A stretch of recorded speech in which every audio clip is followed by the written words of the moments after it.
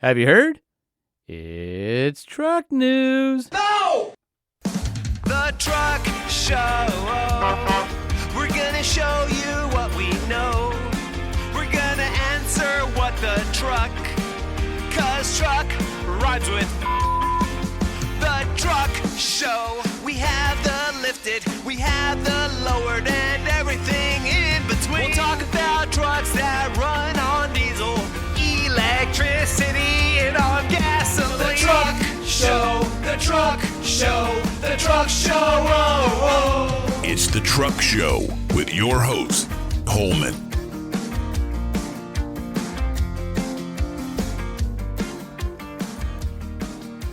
The Truck Show podcast is proudly brought to you in partnership with AMSOIL, the maker of the best synthetics and the same ones we use in our rigs. Did you know that AMSOIL is more than just synthetic oil? They also make some of the finest lubricants, greases, additives, filters, car care products, and yes, even merch like the shirt I'm wearing right now. The current promotion is a free tire gauge with any order $100 or more by using the code GAUGE426 by May 5th, 2026. We use AMSOIL products to protect our rigs, and you can do the same by heading to amsoil.com or to truckshowpodcast.com and using our links found under the featured products drop-down. Do you need a knife? Then head over to kershaw.kaiusa.com and explore their line of exceptional pocket knives. They have a huge selection of quality knives from EDCs and ones made in America, as well as automatics. Score one for yourself today.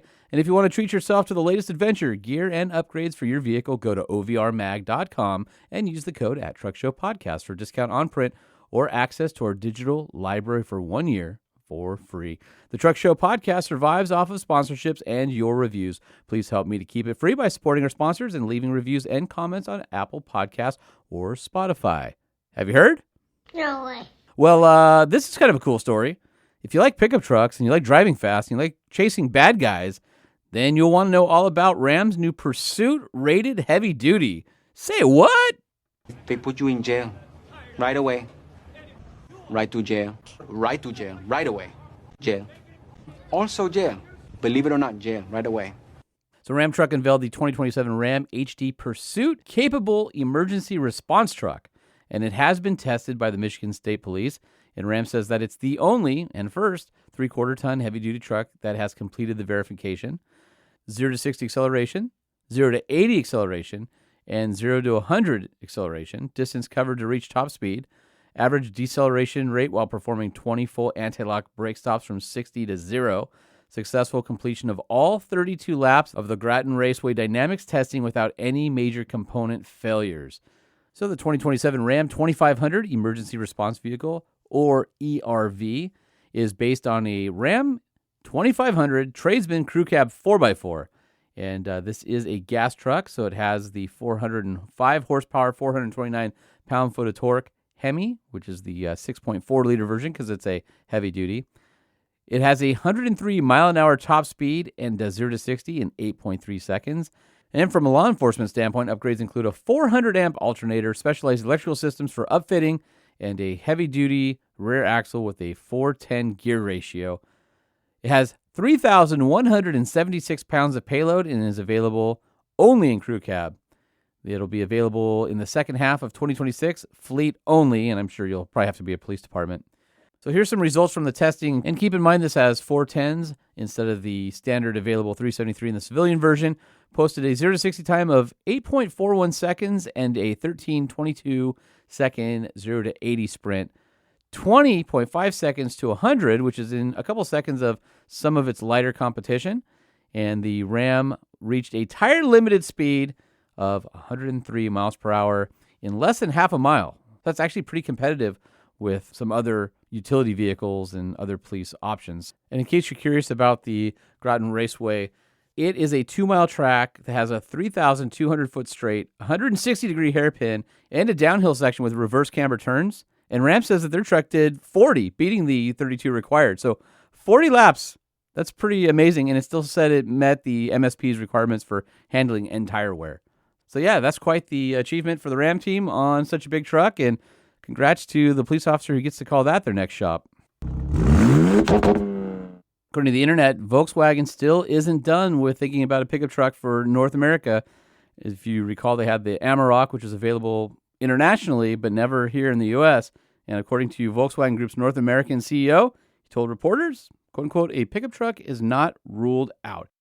And now that we hear Hyundai's coming in and Kia's made an announcement that they're coming in the space, the midsize truck space is about to get crazy, and Volkswagen needs all the help they can get right now to excite the minds of Americans with their products, which have kind of gotten boring lately. They went from being fun, German, exciting to an afterthought, unfortunately. In his quote, CEO Gel Gruner says, of course, if a market is that size, you can't just say I'm going to ignore it. And we don't. So, of course, we look at that. We look at C pickup, B pickup, etc.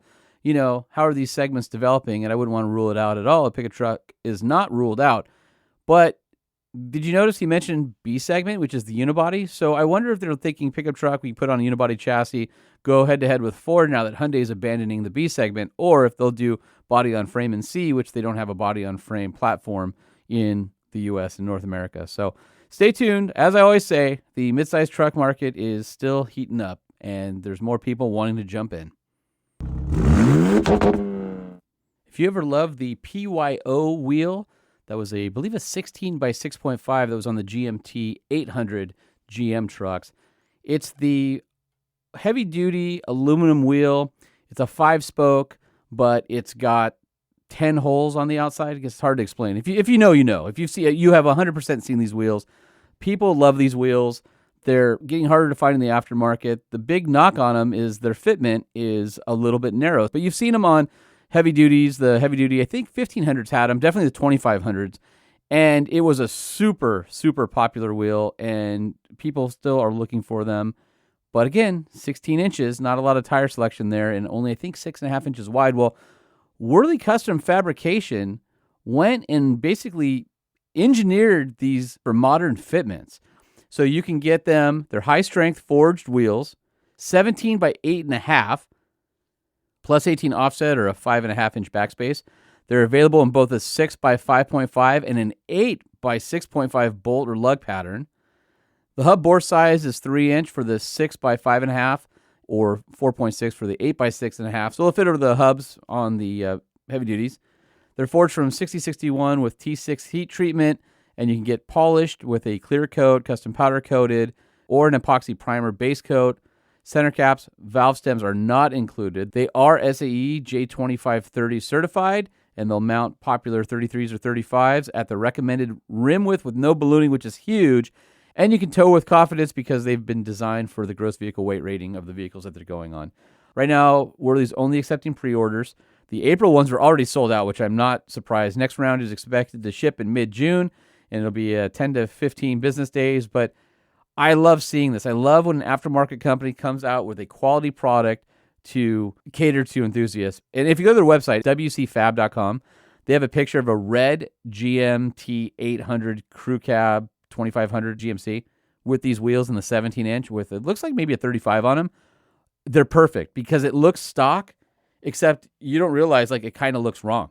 Like it's so stock looking and so appropriate, but it looks better than stock. And you look at the vehicle and you're like, the stance is so good. I love those wheels, but why does it look different? Well, that's why. Anyway, these wheels, a set of 4, will set you back. Well, are you ready? $2,876. That basically makes them $719 a piece.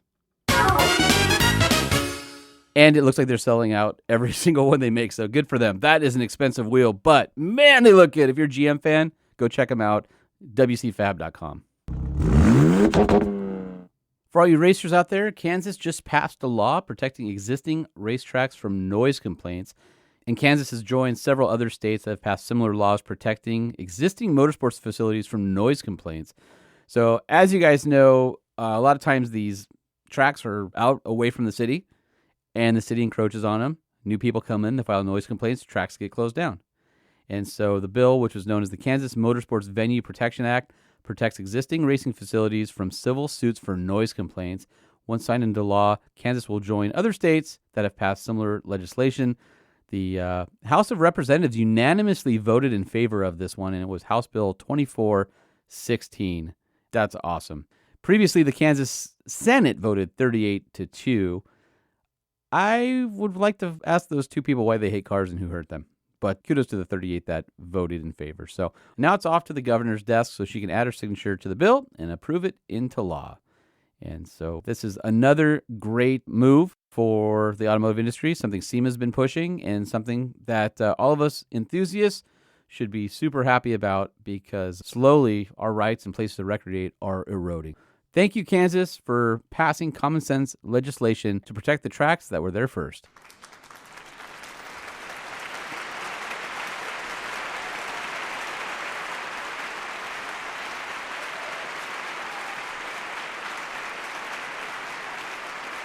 All right, guys, sit down. Got a show to do here. Not to get too punny with this one, but GM has pulled the plug on new versions of these Chevy Silverado EV, GMC Sierra EV, Hummer EV, and the Cadillac Escalade IQ. They're not dead. They just said that they are pausing it for a while and will revisit later as it's reevaluating the current marketplace. So as we know, Ford's F-150 has been killed. The Ram Pure BEV has been killed, although it never made it to the marketplace. And E-Rev seems to be coming back into play. So originally the full-size EV lineup was supposed to be updated in 28 and hopefully have some steps forward in technology, make them less expensive. But apparently a GM spokesperson told Automotive News that the company, quote-unquote, had not disclosed any potential plans or timing for any next-generation battery electric trucks, and that was not going to, quote-unquote, engage in speculation. It'll be interesting to see what happens. Chevy sold just under 1,400 Silverado EVs in Q1 of this year. GMC was about 1,300.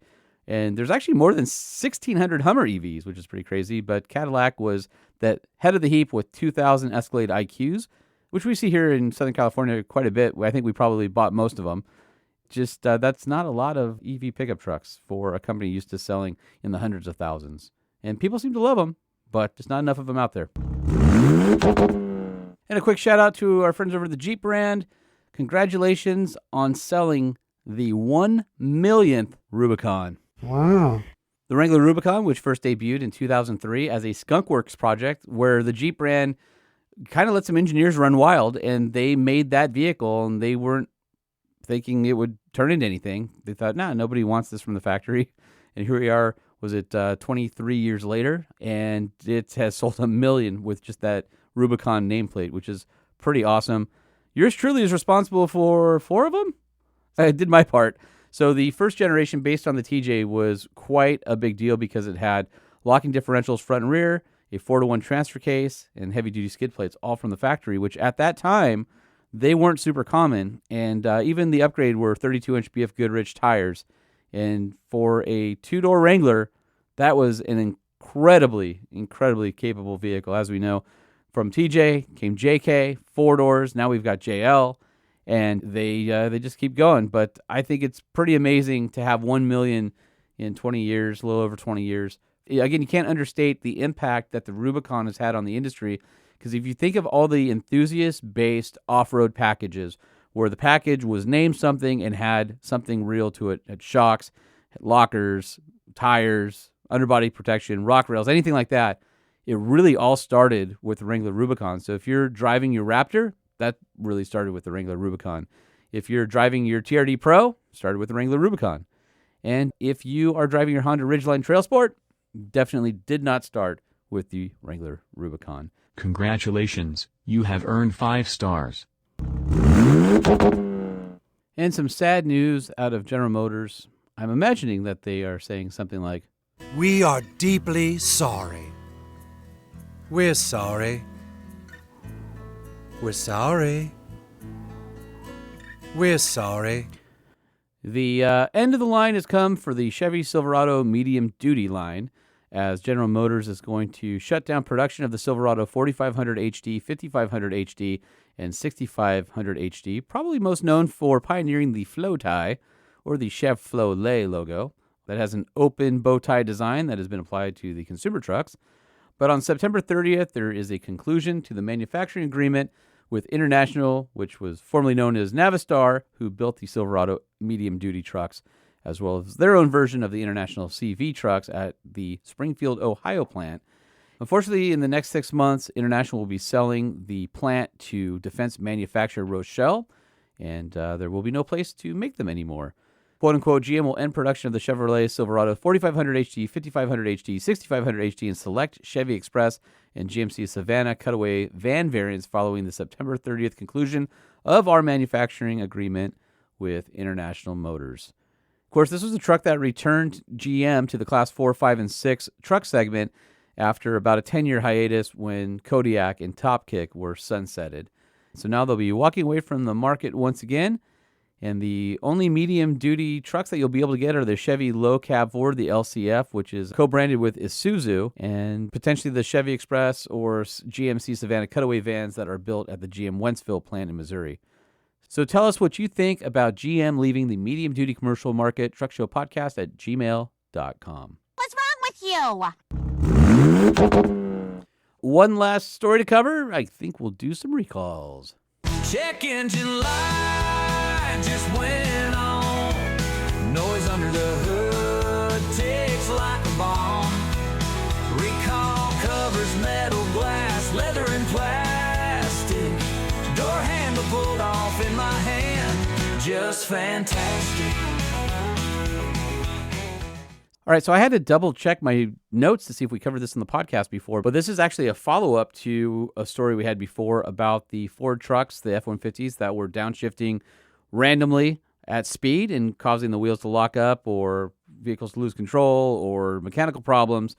So I think we had reported earlier in the year that NHTSA had opened up a probe. Well, Ford's turning that into an actual recall now.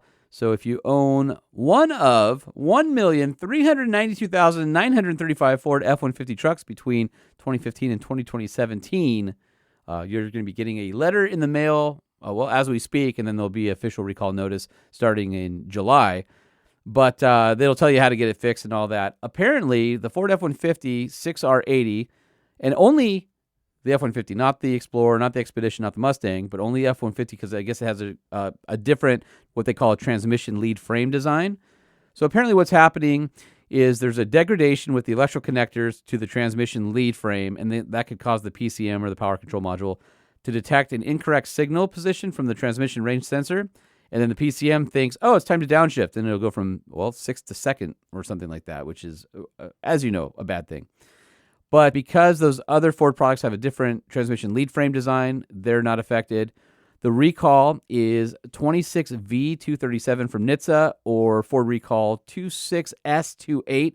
It only applies to 2015 to 2017 Ford F-150 trucks built between March 12, 2014 and August 18, 2017.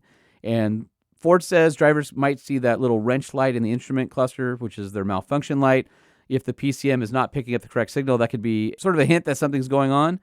And Ford says that they've gotten 444 warranty claims, 121 field reports, 105 customer service reports, and 316 VOQs over the last decade. So Ford decided that they were going to move on with the actual recall on April 7th, 2026. So as a remedy, you can take your vehicle to the dealer. Technicians will recalibrate the truck's PCM. That'll include more time for the control system to recognize a failure in the TRS hardware, and that should prevent the truck from commanding a downshift at the wrong time. And if the inspection reveals that the truck already has diagnostic trouble codes related to the TRS signals, they'll replace the transmission lead frame as part of the warranty program. Anyway, that's a lot of trucks. Yes. Well, it's good to know that even with that many vehicles, Ford is standing behind its product, and hopefully we'll get any of our Truck Show podcast listeners with that particular vehicle fixed up and back on the road. All right, that's going to do it for this episode of the Truck Show Podcast. Have you heard? Don't forget to follow us on social at Truck Show Podcast or at Sean P. Holman, or send us an email if you want a thought or concern read on the air, truckshowpodcast@gmail.com. And you can always send us a voicemail and be on the show, 657-205-6105. I'd like to thank our sponsors, AMSOIL, Kershaw, and OVR Magazine. Don't forget AMSOIL. We have a unique link. If you're going to order, go to truckshowpodcast.com. Featured products drop down. Go to AMSOIL. You'll see our link in there. And, of course, don't forget to leave us a review. All right, with that, that's the end of the show. Time to go. I'm out of here. We'll do it again real soon. The Truck Show podcast is a production of Truck Famous LLC. This podcast was created by Sean Holman and Jay Tillis, hosted by Sean Holman, and uses production elements by DJ Omar Khan and Jay Tillis. If you like what you've heard, please open your Apple Podcast or Spotify app and leave us a 5-star review. And if you're a fan, there's no better way to support the show than by sharing it and patronizing our sponsors. Some vehicles may have been harmed during the making of this podcast.